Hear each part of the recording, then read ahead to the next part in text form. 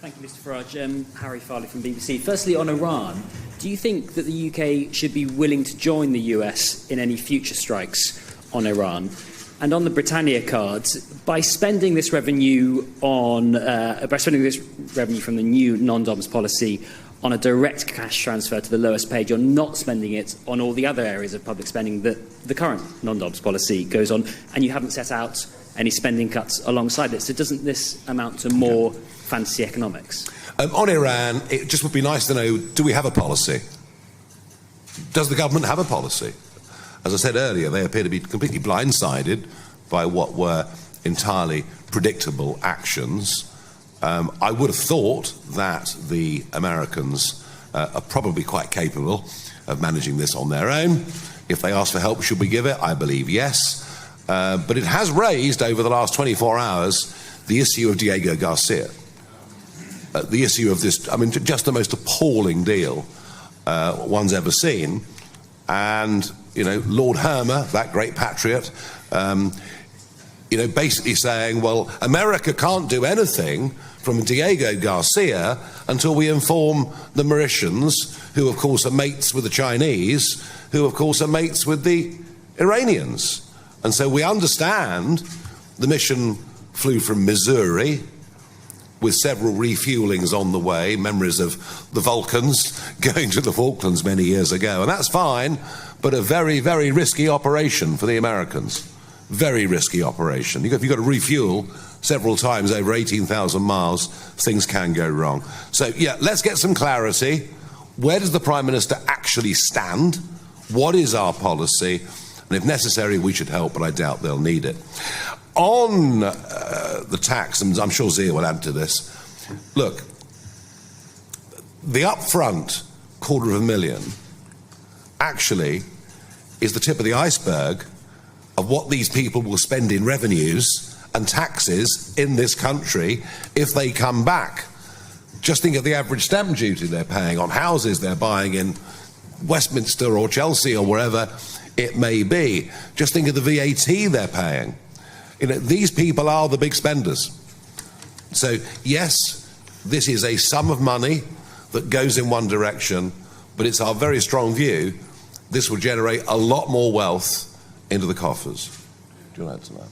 Yeah, absolutely. So I'll tell you what's fantasy economics is constantly ramping tax rates on literally the most internationally mobile people in the world with the best tax advisors in the world. That's fantasy economics. And you're going to see this. You're going to see this already. The Treasury is briefing against Rachel Reeves, trying to get her to U-turn. I mean, there's widespread reports about this on some of these harebrained ideas that she has, for example, specifically the inheritance tax thing, because it is resulting in less money for the exchequer. As Nigel said, there's actually very little data available, interestingly enough, on how much these people spend on corporation tax through the companies that they run, on VAT, and as Nigel said, on stamp duty land tax. I saw a data point that it was in the millions, which makes total sense. So, as Nigel said, the $250,000 from the card fees, yes, that goes directly to the 2.5 million workers, but there's going to be billions more that come from this. And mark my words, when the OBR gives you a print on the population, the OBR, their forecast about how much the changes Rachel Reeves made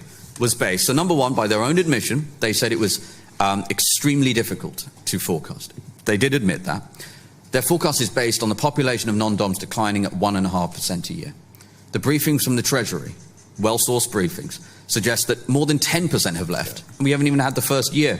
And all of the anecdotal conversations we are having with such people and with financial advisors telling us that. So that's what fantasy economics is. And I want to make the point again about capital gains tax, because again, the OBR, when it comes to trying to forecast, unsurprisingly perhaps, because I don't think they talk to these people very often, when it comes to forecasting how a very small group in absolute terms who control vast wealth and vastly disproportionately contribute to such taxes will respond to a change in taxation like this, they have a hopeless record. The most recent case being, as I said, capital gains tax. They said hiking capital gains tax rate on these people by 4 points would result in more tax for the exchequer. Literally the opposite is happening. There is less money to pay for schools, less money to pay for police officers, less money to pay for roads.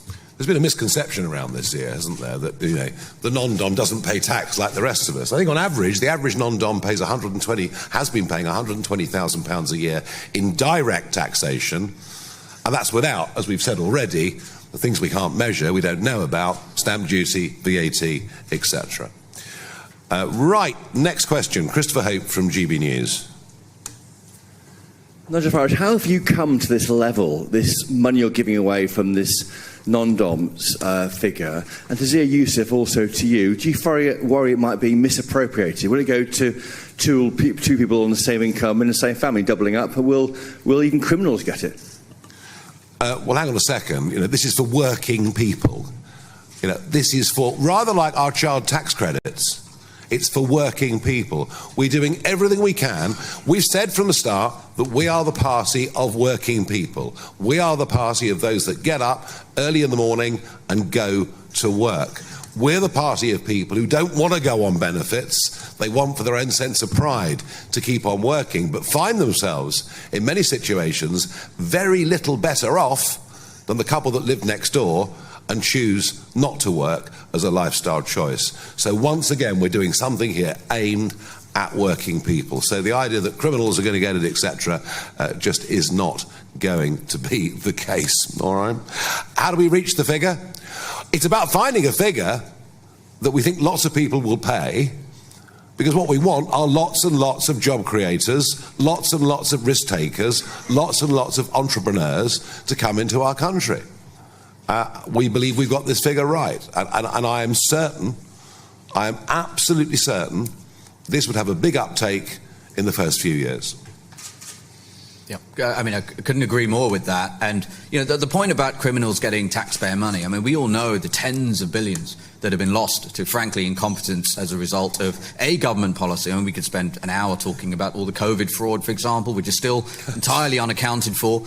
So that is a really good point. And, Nigel's Prime Minister and Reform government will set to work to put a stop to all of that stuff. That's a competence issue. It's not going to happen with this programme. And as Nigel said, look, we look to price it based on a number that people would love to pay. Yeah. That's a really important point. This is not taxing people who are working hard in this country against their wishes and redistributing it. This is money coming from people who would not otherwise be here. And remember, it is just the start of their economic relationship with the Exchequer. Yeah. Let's go to Noah Hoffman from The Sun.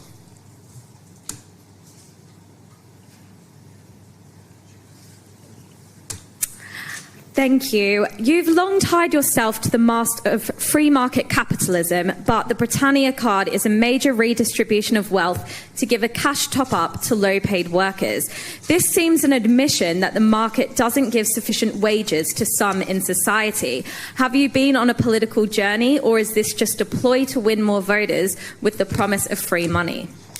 Nice try, but the idea that I'm somehow putting forward a profoundly left-wing concept today could not be further from the truth. We're saying we want success. We want people who make loads of money to come into Britain in huge numbers and pay lots and lots of tax and buy lots of houses and spend lots of money. And we're going to help those who choose to work as opposed not to work, who have been hammered. Come on, look at it. Look at it. Year after year now, we have frozen the level at which people start to pay tax. We're dragging people in to higher tax bands. I mean, when 40p was established as top rate tax back in the 1980s, 1.5 million people paid it. And that 1.5 million kept pace all the way through the Blair years. As of the end of next year, there will be 8 million people paying what was top rate tax. We have been over-taxing work, all right? And our aspirations, our big tax aspiration is to lift that threshold significantly. That's going to take time to do. This is a short-term way of helping working people. And they're being hammered with the most ridiculous energy bills in the world as a result of lunatic government policy on net zero. They're being hammered on the 5% increase they get on their council tax every year, and we think partly due to inefficiencies and spending at Town Hall, but you'll hear more about that. So look, there's nothing there is nothing that says in this that we've changed our minds. We're pro-growth, we're pro-business, we're pro-entrepreneurs, we're pro-making money, and we're pro-working people. And this, I believe, reaffirms strongly all of those things. John Walker from The Express. Thank you, Nigel. So you've supported the US military action against Iran. And as you know, previous wars in the Middle East have tended to produce large amounts of refugees, many of whom make the way to this country. Is there a danger that the same will happen again this time? Well, the Iranians are making their way to this country every day on dinghies across the English Channel. 3 of them recently, who came by dinghy, were arrested for terrorism, yet no one seems to care. There's no great debate over the road. We just accept it now. Oh, terrorists come into Britain, that's fine. People come in across in dinghies and commit rape, but we just try and cover it up and don't even discuss it. I don't know. I mean, my feeling on Iran is that the Persian people, the lovely Persian people, deserve an awful lot better than they've had from this appalling regime. I mean, look, it's impossible to predict. It's impossible to predict. But I have felt for some time, my judgment, I've felt for some time that the Iranian regime is teetering, is wobbling, could be brought down, and it's difficult to see what comes after it can be worse than what has been there for the last 40 years. Thank you. David Lynch from PA. Hello, thank you very much, Mr. Farage. Just wanted to ask about this is a flat rate tax. So are you going to eventually run out of millionaires and billionaires to charge the cash to, effectively? And I also just wanted to ask as well about, you did an interview with ITV Wales recently, where you talked about getting rid of the Welsh Government's target for 1 million Welsh speakers by 2050. So, I mean, you very well could be in charge in Wales come this time next year, and the Welsh language will be a big part of what reform will be looking after in Wales. It's kind of unique to their administration. So, what's your big idea to look after, I guess? Yeah, tell me a single government target that never gets met. Well, I'm bored with government targets. We're going to halve this, double that. None of them ever get met. So encourage the language, yes, by all means. Put out meaningless targets. I can't frankly see the point of it. And we've had, decades of this. New governments halfway through. Targets, not a single one being met. And no one believes them anyway. Look, if we're successful with this, then over the course of a few years, tens of thousands of people will come to the United Kingdom on this ticket. And if the British economy turns around from its current dismal state, they'll keep on coming.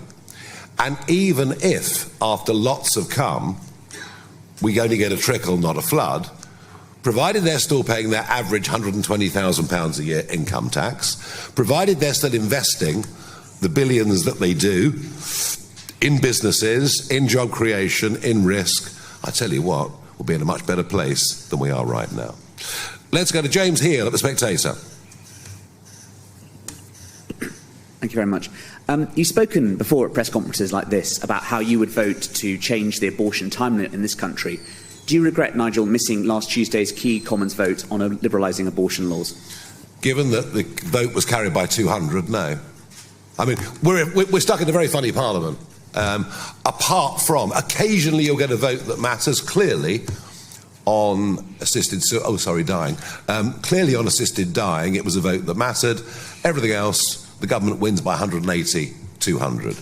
Do I think that many of the things that happened last week were damaging and opening up some quite big questions around the sanctity of life? Yes, but that just says an awful lot about this Parliament.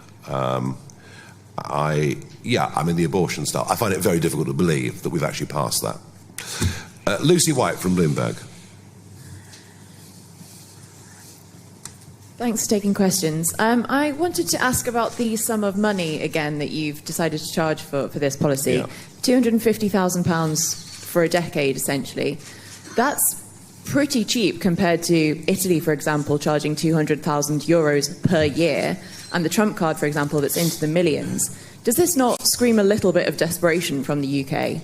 And if I may also ask as well, are you worried that it could create perverse incentives for employers to essentially charge very little in wages to their employees, and for employees to not feel like climbing up the ladder at work because they're essentially being subsidised by the state?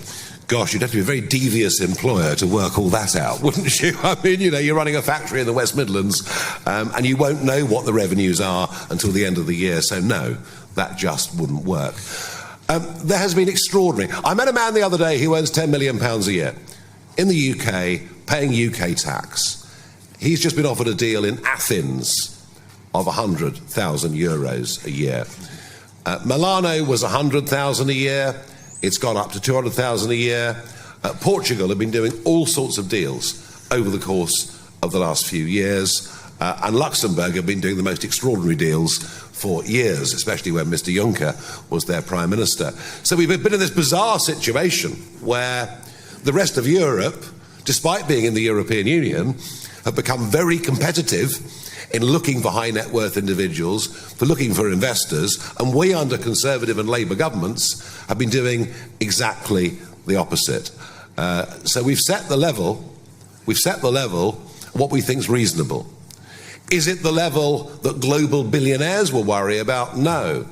But wouldn't it be nice to think that that level's been set, that it might attract the 30-somethings who aren't vastly wealthy but see real opportunities in coming to Britain? The only caveat I would have on this is that London is a great place. There's a lot going for it, whether it's theatre or go to Lord's or Wimbledon or whatever it may be, Ascot, whatever it may be, good legal services, good health provision, private health provision, all those things that those people seek. The only thing that also is making people question London is the very dire state of law and order. And law and order is collapsing in Cairns, London, and that is something else that we have to get right, and that people don't fear with those other jurisdictions.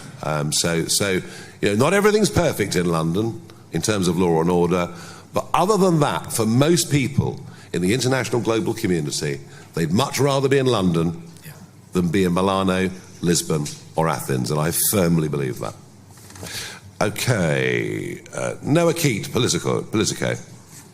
Hi there, thank you, Nigel. The Mail on Sunday reported that a future Reform government would repeal the assisted dying bill. How practical would that be, given that two of your MPs supported the bill, and presumably many future Reform parliamentary candidates also support assisted dying? I don't know where they got the story from, but I read it with great amusement. I've said nothing of the kind. Nothing of the kind. And so don't believe all that you read in the newspapers. I haven't said anything of the kind. And I do think, and I genuinely do think, that it is a matter of conscience, and I would go on treating it absolutely as such. Okay, Theo Usherwood, Times Radio. Nigel, just firstly on the American bombing of the Iran nuclear sites. Obviously, you've made great hay about the amount of money that we're paying to Mauritius for Diego Garcia. But in the small print, you mentioned, of course, that we have to ask permission from the Mauritian government. Are you concerned that, in effect, the base has been rendered useless from the American point of view? Because this was obviously a key part of this attack was the element of surprise, which would, of course, been lost had we informed the Mauritians, who could, of course, gone straight to the Chinese and back to the Iranians. So are you concerned that we're effectively paying £30 billion for nothing? Yes, I am. Of course I am. And I think, the fact that we have to inform Mauritius, who, as I say, the Chinese investment, the Chinese, sort of smart town they've built just outside Port Louis is absolutely enormous. They are, as I say, linked to Iran. Yeah, this is strategically a disastrous deal. Herma seems very happy about it. Frankly, I think Herma's behaviour over this and many other things is frankly bordering on treacherous. This is against our national interest in every way. When it comes to defence, whether we like the current president or not, we have to recognise that without the USA, we are defenceless. And we only share our secrets with America and through the Five Eyes. because they're the only people that we trust, and there is no reason to trust this Mauritian government, this corrupt Mauritian government, in any way at all. And I'm guessing that's why Diego Garcia was not used, and it just shows you that we have a Labour government that doesn't even understand what the national interest is. They seem to be, this sort of North London group of human rights lawyers seem to serve some sort of higher order rather than genuine British national interest. So yes, deeply concerned. Natasha Clark, LBC. Thank you, Nigel. Just to follow up on Harry's question on Iran, should the Americans decide to take more action, should we join them? Should Starmer come out in support of that? This has also been dubbed a Robin Hood policy today. Were you happy with that nickname of the modern-day Robin Hood? And Zia, are you confident this policy is a good use of your time? Thank you. Well, that took a long time to come, didn't it? I'm not sure America's going to need our help with Iran. I think we've hindered them already, as Theo's question rather indicated. I've little doubt Diego Garcia would have been used for this. It would have been safer, more sensible, more element of surprise. I doubt they're going to ask for our help. But they could do with our support. And let's see what the Prime Minister has to say on this very important matter in the House of Commons later on today. Robin Hood, well, we're not stealing from the rich, we're encouraging them to come. So I kind of get why people say it. We're very, very specific about this, that the redistribution element of this goes to working people, and I can't emphasise that enough. Those on the lowest pay in this country are the ones having the toughest life, are the ones asking themselves the question, why the hell do we bother? And you can look at statistics for, a couple in London living on benefits with a couple of kids, and you realise that one of them would need to earn $50,000 a year, way above the average salary, to be as well off as they are on benefits. We have to widen the gap between what life at work is like and what life on benefits is like. And of course there are people that are on benefits who genuinely need benefits, but I do find some of the projections for disability benefit going ahead for the next few years deeply alarming.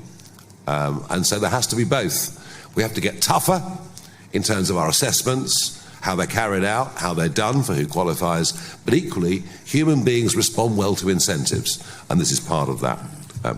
Zia, you haven't been doing much for the last few weeks. Yeah, to be direct, as I look at it now, quite proud of it. Think it was worth my time.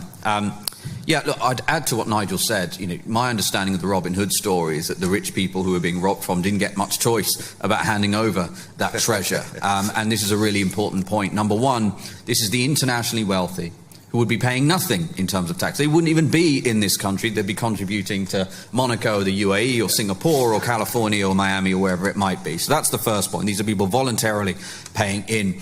Some of the questions, for example, are we worried about running out the wealthy people? Well, Monaco isn't, Dubai isn't, Saudi Arabia isn't, San Francisco, Miami, New York are not. And by the way, we've gone from 140,000 non-DOMs in this country in 2008 to around half that number in 15 years. So that's 10,000 per year for 7 years at the high end of our estimates, just to get back to where we were in 2008, as obviously that global population of millionaires and billionaires grows all the time. And then going back to the reasonable question about pricing it at £250,000, if you're trying to price something like this, one has to remember this is a finite group of people at any given point, and they're not really substitutable, meaning that anyone who is in Dubai is not by definition here. Anyone who is in Monaco is not by definition here.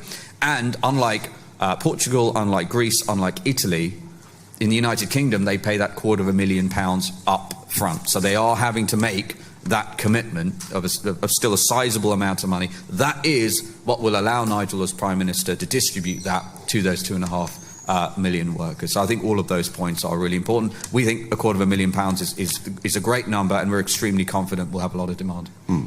Rowena Mason, Guardian. Hi there. There's a tax expert called Dan Nigel who thinks that your policy, you're quite right. He thinks that your policies will cost more than £30 billion. He should be on the stage. He's so wrong about everything. He should be on the stage. How can it cost? Explain how it can cost. I think one of the reasons he's saying is that people might not come here because Parliament can't bind its successors, and you couldn't guarantee to people that they would have this deal for, say, 10 years. So he's kind of questioning the attractiveness of it, and also highlighting that people who can't afford that £250,000 might be put off, deterred from coming to the UK. And also questioning, have you got an overall costing for the policy? Oh dear, oh dear, oh dear. I'm not clever enough to answer any of that. That just sounds just completely off-the-wall nonsense. I'm really sorry, but I think what we've got here is a very attractive offer. People are fleeing this country in droves. Our economy's in trouble. There are fears of wealth taxes coming in. All the mood music is bad. It isn't just foreigners leaving Britain, by the way. We've got a brain drain of our own people going on, the biggest since 1978, where young, qualified people, entrepreneurial people are leaving our shores as well. This is about turning all of that around. And as for no Parliament can bind its successor, well, look, we can do a deal with somebody, and you're quite right. A future government could change that, but I would have thought they'd be rather unlikely to, unless they want to see the exodus beginning all over again. Freddie Hayward from the New Statesman. Thank you, Nigel. I remember someone saying in 2016 that the Syrian civil war was pushing our immigration system to breaking point. A minute ago you said that there's no way in which we can tell where this is going to end up. You also said it can't be worse than the present. So those two things can't be true at the same time. My question is, do you worry that your loyalty and friendship with Donald Trump could distract you from some of the more pressing issues in this country? What are you on about? Well, I believe that our foreign policy on Iran has been wrong. Yeah. We blindly followed Obama. So blindly following America can be a big mistake, and it was one we did make with that JCPOA deal. It was a terrible deal. We should never, ever have followed it.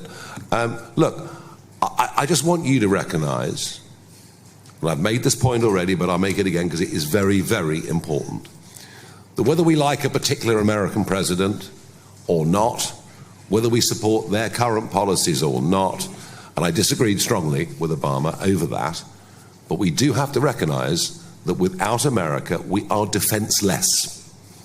We cannot defend ourselves without a good relationship with America. So it is a vital relationship.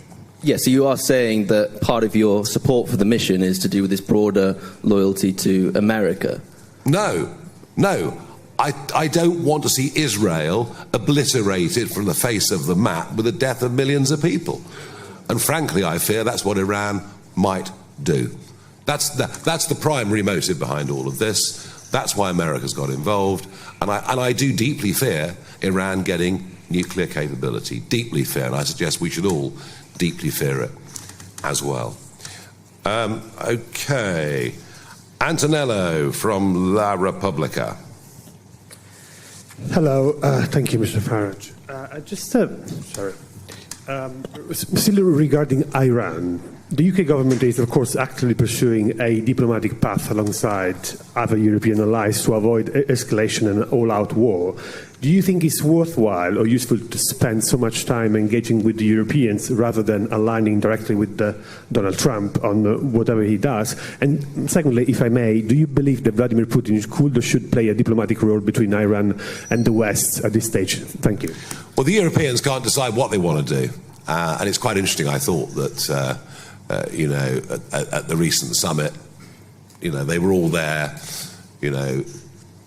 European Commission President, European Council President, but frankly, their role in the world is diminishing very, very rapidly indeed, is my feeling. And as for future diplomatic roles, I'm not going to comment on that. Just to say to La Repubblica that with this policy, we're taking you on. You've been nicking all our best people from Milano. We're going to get them back, all right? Do publish that, please.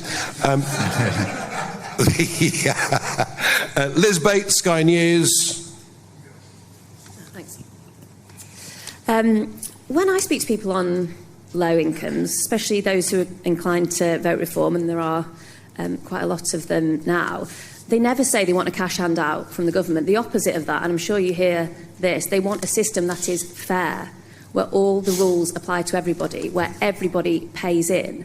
And this sounds a little bit like a system where if you're a rich foreigner, you can opt out of paying some UK taxes just by virtue of being very rich. How are you going to convince your voters that that's fair? Opt out. No, we're asking rich foreigners to opt in. Can I just finish the question? Some of them, I think, might say, if you don't want to pay all your taxes in the UK, then go to Monaco. We won't miss you. They've gone, and they're going rapidly, don't you understand? This is about bringing them back. We're asking rich foreigners to opt in. We're asking rich foreigners to give us £250,000.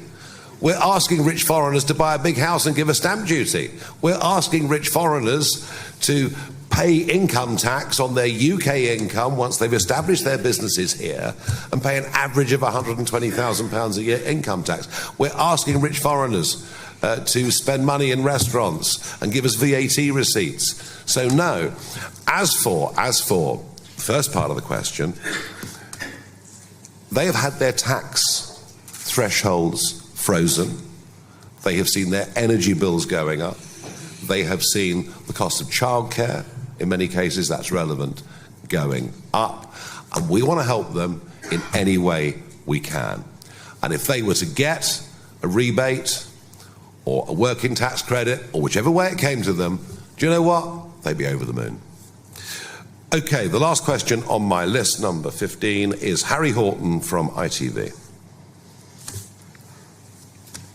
Thank you very much, Nigel. On Iran, to be absolutely clear, do you want to see regime change in Iran? You say the Europeans don't have a role to play. Do you think that the UK has a role to play? Do you think Israel and the United States will listen to this UK government? And then just on this tax policy, one of the big challenges facing working people across the country, but especially in London, is the price of property. Do you think a big influx of millionaires to London would push up property prices even further? It's a good point. The property question is a good point. We've seen falls in the property market of about 20%, maybe 25% in Westminster, in Kensington and Chelsea. It's tough to sell a house when everybody wants to sell a house. The question, Harry, has that had a big effect on more affordable pricing down towards the lower end of that relative property ladder? And the answer is no. Do you know why? Because the population's exploding. Because of immigration, the population's exploding. And there would be an argument that rich people leaving and property prices falling, if it fed right down, could be a benefit. And I've thought about that many, many times over the years. But when you have a net population rising by as much as it is, no. And it's interesting, I mean, even if the government were to build 1.5 million homes, which they won't, that of itself would not cope with the increase in population led by legal immigration into Britain over that period in time. So no, there is actually, I don't see any prospect of this filtering down to more affordable housing. But I agree with you, it is a massive, massive problem. Sorry, you asked something else as well, I forgot. On Iran, sorry. Do you want to see regime Well, I mean, the UK's role is, is the UK still an ally to Israel? I'm just not sure. We're sanctioning Israeli politicians, we're stopping the sales of arms. It's pretty clear that the Foreign Secretary has little or no time for Israel. So we're in a slightly strange position. I suspect going forward with Iran that we will probably be more of a spectator than anything else. Do I want to see Israel? Well, look, I find it difficult to believe that what comes after 40 years of brutality, public executions, and all of the things that happen there, I'd love to see it transform, relatively peacefully to something better. What will happen? I don't know. Regardless of that, I think the actions that have been taken by Israel and America over the course of the last week are the right ones, and we at Reform UK support that fully. Thank you, everybody. Thank you. Thanks.